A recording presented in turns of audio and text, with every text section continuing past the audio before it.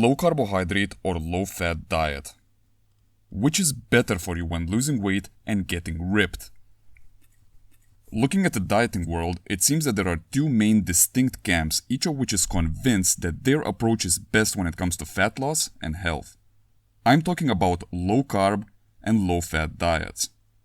When it comes to low carb diets, they typically include high consumption of animal products, leading to high fat and high protein intake, and some of the examples include ketogenic diet, Atkins diet, low carb paleo diet, zero carb diet, or carnivorous diet.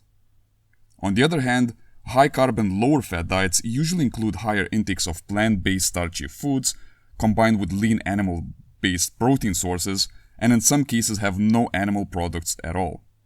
Considering this, it may seem that there is an overwhelming number of diets that you can use to lose weight. However, it is not really that overwhelming because if you think about it, all of these different diets are simply made of different fat, carbohydrate, and protein ratios, and perhaps most importantly, they work based on a simple principle of eating less calories than you spend. Also, I would like to point out that I don't believe that low-protein diets are effective for fat loss. For these reasons, both protein and calorie intake will be fixed across all categories when comparing low-fat to low-carb diet. So the objectives of this video is to compare the pros and cons of low-fat and low-carb diet for fat loss, explain the context where each type of diet might fit in the best, and finish the video with a science-based recommendation for your optimal carb and fat ratio to minimize muscle loss and maximize fat loss for natural lifters. Let's dive in. The first of the three dietary types is high carb and low fat approach. More specifically, I would like to talk about very low fat diets where fats are kept at around 10% of total calories. Starting with positives, a diet like this that is high in carbs is going to be beneficial when the goal is to maintain or even build muscles in the fat loss phase. That is because traditional bodybuilding style training typically includes high volume and moderate to high rep training, for which about 80% of the energy will have to come from stored glycogen. Your muscle glycogen stores are heavily dependent on your dietary carbohydrate intake. This means that if you don't eat enough carbs, your muscle glycogen stores will go down, and studies show a decrease in performance and increased fatigue when training in low glycogen states. With a high carb diet, we can go around this problem. Additional benefit of a very low fat diet is increased intake of plant-based foods such as vegetables, legumes, and grains, and these are high in fiber and rich in vitamins and minerals, contributing to a highly nutritious diet that might help you feel more energetic when losing weight. Finally, fat as a macronutrient is very high in energy density, having twice as many calories as carbs. Because of this, it is easier to keep the calories low on a high carb compared to high fat diet. But really, other than this, a very low fat diet tends to have more negatives than positives. For example, there's evidence that dietary fat affects anabolic hormones, with one of them being testosterone. Testosterone as a hormone has a high positive impact on protein synthesis, and it also diminishes protein breakdown. And with such a low fat intake, we will sacrifice testosterone production, making it more difficult to maintain muscle mass when on a cut. Negatives of a very low fat diet don't end here. Another problem is that this style of eating is very bland and tasteless. This makes it pretty much impossible to stick to it long term. Extra low fat intake also creates an issue for the absorption of fat-soluble vitamins. There's a certain minimal requirement of fat to ensure adequate absorption of fat-soluble vitamins, and with such a low intake, you will be running a risk of vitamin deficiency. Finally, perhaps one of the more embarrassing problems is constipation. Dietary fat does have a role in stimulating bowel movements, and one common complaint coming from very low-fat dieters is that they feel stuffed and constipated. So looking at all of these negatives, you might think, is there ever a situation where this type of diet can be effective? Well, there aren't many, but there might be a time and place for a very low-fat diet. One scenario where extremely low-fat diet can work is when preparing for a natural bodybuilding show or a weight class in sport, especially if you're running out of time and need to start losing weight rapidly. Cutting fats to 10% of total caloric intake and keeping carbs and proteins as high as possible within the calorie limit will likely help you to preserve performance in the gym better than higher fat intake, even if it would increase testosterone slightly. So in the end, very low-fat diets might be useful for rapid weight loss, but will likely not work for a sustainable, healthy fat loss or when trying to maintain a lean physique. Okay, time to consider the other relatively extreme dietary approach, and that is high-fat, low-carb diet. This is where about half of the food energy that you consume will be coming from dietary fats. Now, one of the benefits of a high-fat diet is its unique effect on digestion speed.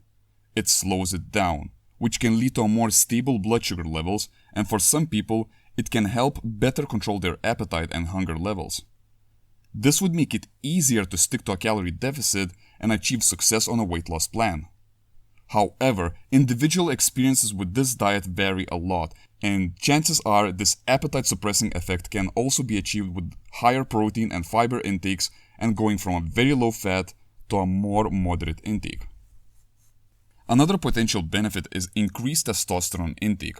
Unlike very low-fat diet that causes a sharp drop in testosterone, high-fat diet will help to maintain higher levels of testosterone when dieting, as some studies show that testosterone increases when dietary fat intake goes up to a certain point.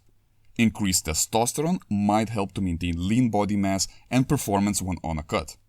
However, setting all of these positives aside, high-fat, similar to very low-fat diet, is just too extreme for optimal muscle maintenance and performance during a fat loss phase. Having half of the calories coming from fat will inevitably lead to low carbohydrate intake. And as mentioned before, this creates a problem of decreased glycogen stores in the muscles, making it difficult to maintain optimal training volume in the gym as a natural bodybuilder. On top of that, high-fat diets tend to drastically limit the intake of potatoes, grains, and legumes, foods that are highly nutritious. This may lead to a decreased intake of vitamins, minerals, and other essential elements, making the whole process of dieting more challenging. That being said, there are scenarios where high-fat diet might be appropriate. For example, some people tend to perform and function better on a high-fat diet. I'm referring to a category of people who are at or above 25% body fat for men and 35% body fat for women, lead a physically inactive lifestyle, or are more genetically inclined to handle fats for energy better than carbs. People in this group tend to have poor insulin sensitivity and might find that having a higher fat intake makes their daily energy levels more stable throughout the day, as well as keeps their appetite, hunger, and cravings more under control. Some people just simply feel better on a low carbohydrate diet.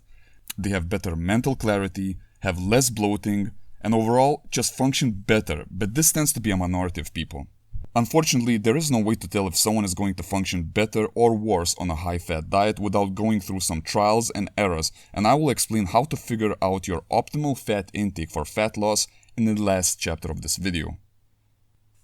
This leads us to the last section of this video, which is the third dietary approach where the carb and fat ratio is balanced to best support performance in the gym whilst losing fat. It is important to know that when it comes to fat loss alone, research says that both low-carb and low-fat diets are pretty much equally effective. However, this channel is about natural bodybuilding, physique, and aesthetics, and not just fat loss. Our goal is to maintain muscle mass and strength when on a cut, and make the process as enjoyable as it can be. For this reason, my recommendation for optimal fat and carb ratio is anywhere between 20 to 30% of total calories coming from fat and 40 to 50% from carbohydrates, and let me explain why. With a more balanced fat to carbohydrate ratio, we have a situation where the positives of the two extremes add up and the negatives of each diminish. For example, a more balanced ratio like this allows more food freedom and variety, as well as improved flavor compared to the other two extremes, which likely leads to a better adherence and overall health. Additionally, given that you're dieting, your testosterone and muscle glycogen stores will be as high as it can be, helping you to keep your muscle and performance in the gym, all whilst maximizing fat loss. So taking these points into consideration, chances are that the majority of us gym goers will respond best to lower fat intakes and a little bit higher carbohydrates. Maybe that's why most successful high-level natural bodybuilders tend to favor low-fat diets when trying to get absolutely peeled. Now, it's important to point out that there are some individual differences in how we respond to different fat intakes, and this is the reason why I have given a percentage range. There are people who lose weight successfully using a high-fat diet, meaning that there's more than one way to skin a cat. As long as you stick with the optimal range of 20 to 30% and in rare cases up to 40% fat intake, you will be minimizing muscle loss and maximizing fat loss. So how do you figure out if your ideal fat intake is 20%, 40%, or maybe somewhere in the middle? Well, start by taking these factors into account. One of them is age. Older people will likely have lost muscle mass, gained fat mass, and had other physiological age-related changes that made their bodies less efficient at utilizing carbs. Body composition is another factor that affects insulin sensitivity. Lean individuals with lower body fat percent tend to handle high carbohydrate intakes better than overweight people. Same goes with physical activity. Natural bodybuilders who do weight training and cardio 5 times per week will be burning a tremendous amount of carbohydrate calories and will be able to tolerate higher intake compared to someone who lifts weights 3 times per week with no cardio. Nonetheless, there are instances where lean, active, and young individuals have a degree of insulin resistance that don't allow them to function well on a higher carb intakes. For this reason, you might have to test your response to different fat intakes yourself to find your personal ideal ratio, and this is how I would recommend to do this. First of all, consider writing down and recording your mood, energy, and hunger cravings throughout a day for about a month. Make sure that you're on maintenance calories, otherwise you will not know if these factors are affected by your macro split or calorie deficit. If you spend a month on a high carb diet and function well with no major cravings, hunger, or energy swings, chances are you might mess things up going on a low carb diet. For someone like you, starting your weight loss phase with a lower fat intake will likely be optimal. On the other hand, if you feel bloated, have unstable energy levels, huge energy dips after high carb meals, and have difficulty controlling cravings and hunger, then higher carb diet is likely not going to work for you to start with. For someone like you, starting your cut with a higher fat intake is likely going to be ideal.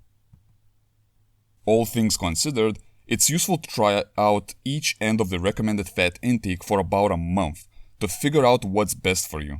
In the end, choosing the type of diet that you can stick to long term whilst in a caloric deficit is the most important thing for successful weight loss. This brings us to the end of this video. I would like to know, what is your macro split? Let me know in the comment section below, how many carbs do you eat? Bye for now and have a nice day.